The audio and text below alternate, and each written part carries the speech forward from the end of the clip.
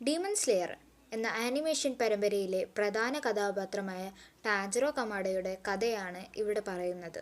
കുടുംബത്തിന്റെ കൂട്ടക്കൊലയും നെസുക്കോയുടെ പരിവർത്തനവും മലമുകളിൽ കൽക്കരി വിറ്റ് കുടുംബത്തെ പോറ്റുന്ന ദയയും സ്നേഹവുമുള്ള ഒരു കുട്ടിയായിരുന്നു ടാഞ്ചറോ.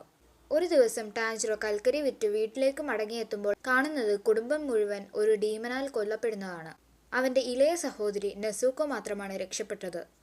പക്ഷേ അവളും ഒരു ഡീമനായി മാറിയിരുന്നു. കമാഡോ സഹോദരങ്ങളെ ആദ്യമായി കണ്ടുമുട്ടിയ ഗിയോ ടോമിയാക്ക എന്ന ഡീമൺ സ്ലെയർ നെസുക്കോയുടെ മനുഷ്യത്വം പൂർണ്ണമായി നഷ്ടപ്പെട്ടിട്ടില്ലെന്ന് മനസ്സിലാക്കി. നെസുക്കോയെ പഴയ അവസ്ഥയിലേക്ക് മാറ്റാനും കുടുംബത്തെ കൊന്ന ഡീമനോട് പ്രതികാരം ചെയ്യാനും ടാഞ്ചറോയ്ക്ക് ഒരു ഡീമൺ സ്ലെയർ ആകാൻ അദ്ദേഹം അവസരം നൽകുന്നു. ഈ യാത്രയിൽ ടാഞ്ചറോയും നെസുക്കോയും നിരവധി ഡീമൺസിനെ നേരിടുകയും സെനിത്സു, അക്കാസുമ, ഇനോസുക്കെ, ഹാഷിറ തുടങ്ങിയ പുതിയ കൂട്ടുകാരെ കണ്ടെത്തുകയും ചെയ്തു. തൻ്റെ കുടുംബം നൂറ്റാണ്ടുകളായി ചെയ്തു വരുന്ന ഒരു നൃത്തം പിന്നീട് ശക്തമായ സൺ ബ്രീത്തിങ് രീതിയാണെന്ന് ടാഞ്ചറോ തിരിച്ചറിയുന്നു.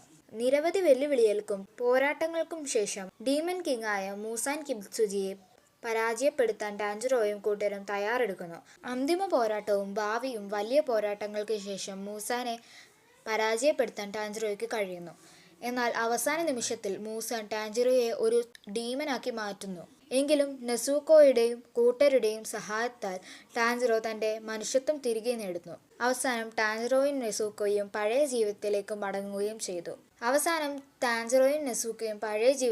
മടങ്ങുകയും സമാധാനമായി ജീവിക്കുകയും ചെയ്തു.